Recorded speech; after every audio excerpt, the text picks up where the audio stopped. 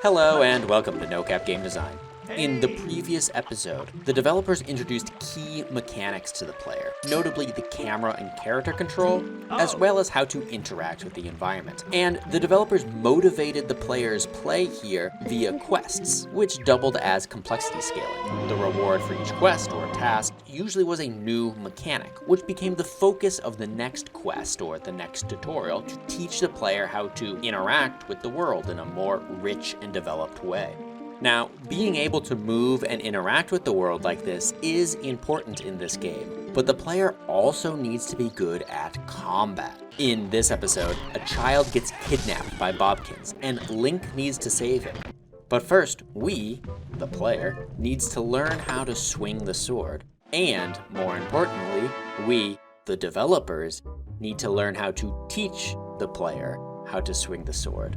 How do you take a new player and teach them combat? Perhaps the most difficult skill to master in most games generally. And for a famous video game series like The Legend of Zelda on a new console, at the time the Wii, you can make the assumption that your players may never have played video games before. How do you take someone like that, someone who may never have held a controller in their lives, and teach them how to perform in the high-pressure encounters and scenarios of an action video game like Twilight Princess? First, well, the traditional tutorial. In a previous episode in the Valkyria Chronicles series, I recommend you check it out, link in the top right, I described this type of tutorial as a text tutorial. And I said most developers reach for this type of tutorial as a last resort. It's boring. No one plays a game to sit there and read text on a screen all day.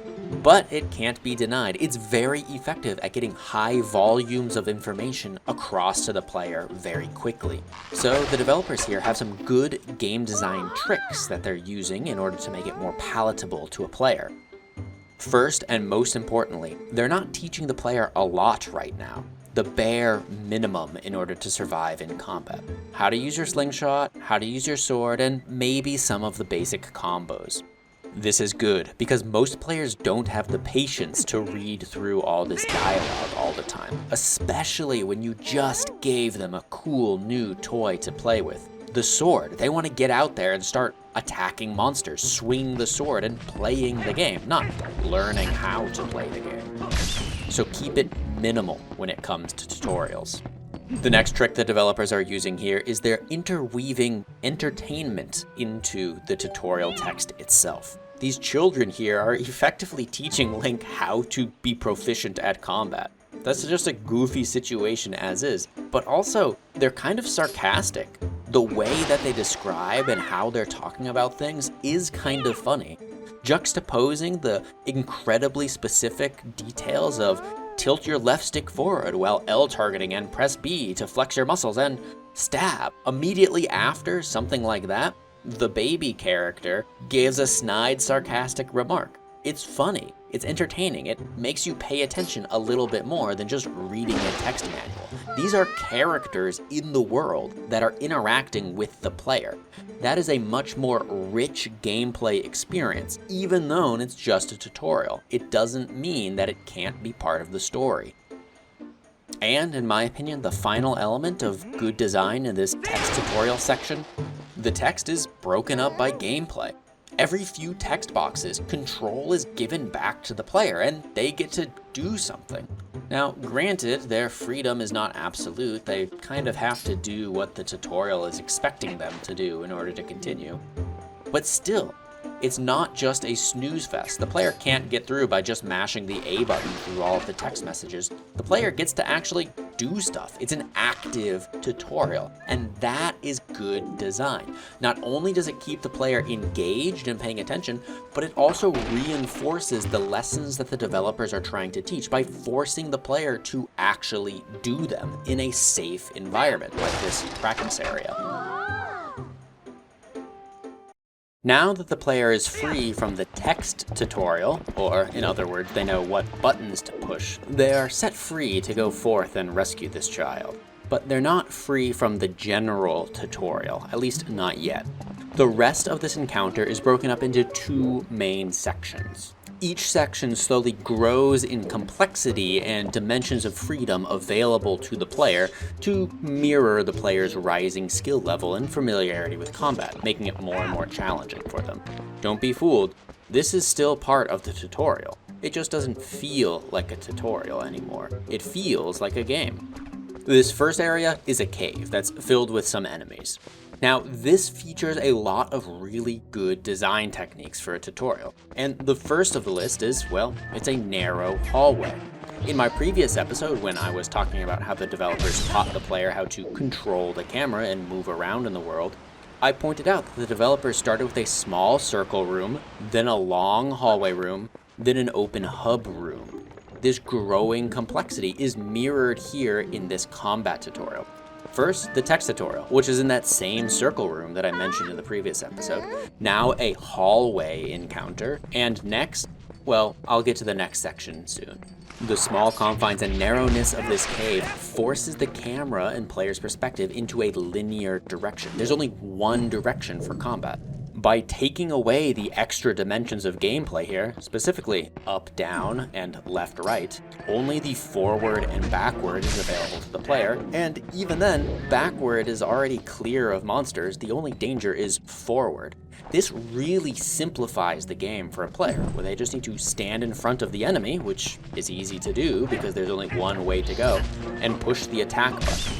This is good practice. It's a little more dangerous than the previous text tutorial area, but it's not that much more dangerous. The level architecture here, the narrow hallway, is actively making this combat encounter easier for a new player. But at the same time, they don't realize it. It's well designed, well hidden from the player. They feel like they're in a dark, scary cave.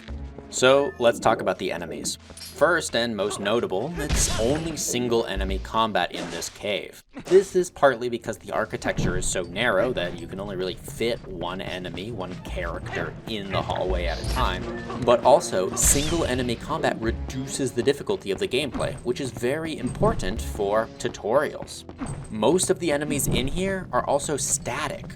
There are these plant creatures that are literally tethered to the ground, so the enemies won't come chasing after Link if the player decides to run away, and they can't run forward into the player. The player gets to decide when to initiate combat. This gives them an opportunity to see the enemy in front of them, take a moment and look down at their controls, remember what the attack button is, and then jump into combat. This is good design when you're trying to build muscle memory for people who may have never played a video game before. The enemies are also incredibly weak. Both the amount of HP that they have and the amount of damage that they can deal to the player are not very high. This is still a safe area. The player can take a couple of hits and still be okay. There's a lot of grass for plenty of health refills nearby, and so the player can experiment and practice and get better at combat, get better at playing the game. Ultimately, I believe the developers' design goals for this cave area is to teach a player how to land a single hit. Some of the skills the player are expected to learn are positioning. How far away from the target does the player need to stand? What kind of combos are effective for a static target? How far can a swing of the sword really reach? And even more simple basic things like, do you remember what button you need to push in order to attack? And as the player explores through the cave, slowly more and more enemies appear. The frequency gets higher, so the player is expected to slowly memorize, and through repetition, attacking becomes just as easy as moving around in the world. It becomes second nature. The developers are actively building muscle memory through repetition. The last thing that I'd like to talk about in this cave section is the introduction of the lantern. Now, the cave is dark, the player needs something in order to light their way, to light torches, and most importantly, burn down the spiderweb so that they can actually make progress through. Why did the developers introduce the lantern here? Well, I think it's just another well-designed way to get the player to practice combat. In order to light torches or burn spiderwebs, the player needs to swing the lantern at the target. This swinging animation is the same as the basic sword attack animation. The lantern is just a nice way for the developers to force the player to attack something that can't attack back. Instead of putting training dummies all throughout the level for the player to randomly swing at, the developers come up with a new thing, a new toy for the player to play with. Now, this is combat practice, don't get me wrong. In most other games, this kind of thing would be very boring. But because the developers tie combat practice to a new mechanic, a new toy, a new item for the players to play with, it's a lot more engaging and compelling. Of course the player wants to burn stuff and set stuff on fire. Who doesn't? The lantern provides much more exciting and compelling gameplay than a simple sword and training dummy would, even though the gameplay would be exactly the same. This is the essence of good design. Just by skinning the attack animations differently, framing it in a different light, giving the player a different thing or a different animation or a different item, it makes the same gameplay feel new and unique. This is excellent design. As the player emerges from the cave, they enter the Faron Woods, a more open area. This more open architecture also increases the challenge of the combat in the area. Previously, the player just had to move forward and swing their sword wildly in front of them, slowly grinding progress through the cave. But they can't do that here. Enemies can attack from the sides, above, or even behind the player in an ambush. Now, the player is expected to control their camera and swing their sword at the same time. It doesn't seem like that much of a challenge jump, but trust me, for people who have low hand-eye coordination, it's quite a challenge spike. The developers temper this challenge spike by keeping the enemies relatively weak. It's mostly the same enemies that can die in a single hit and coming in ones or twos. Now, yes, you heard me right. Twos. This area also features the first real enemy encounters with multiple enemies. This is also a difficulty spike, but not one that's too difficult to manage. The player will get it eventually, and quite honestly, the player will need to get it. The rest of the game features much larger, much more challenging combat encounters. Some of these challenging encounters include the Bobkins.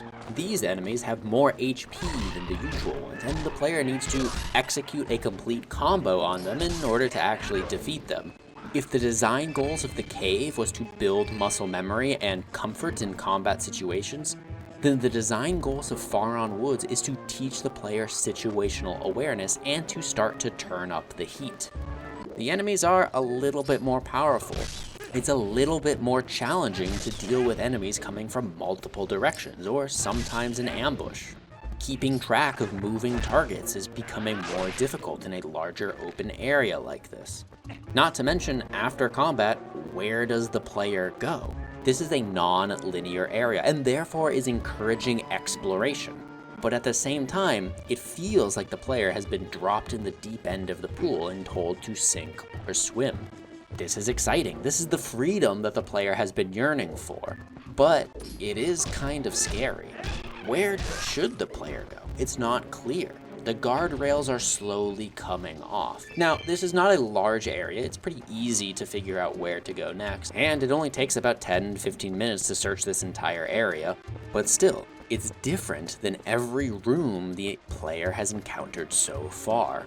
Everything is slowly becoming more and more grand. The mechanics are becoming a little bit more fast-paced with the introduction of combat. The enemies are becoming a little bit more dangerous with the introduction of ambushes and Bobkins. Even the architecture itself is getting more challenging. This open exploration area with no clear forward direction. But this is not bad design. This is good design.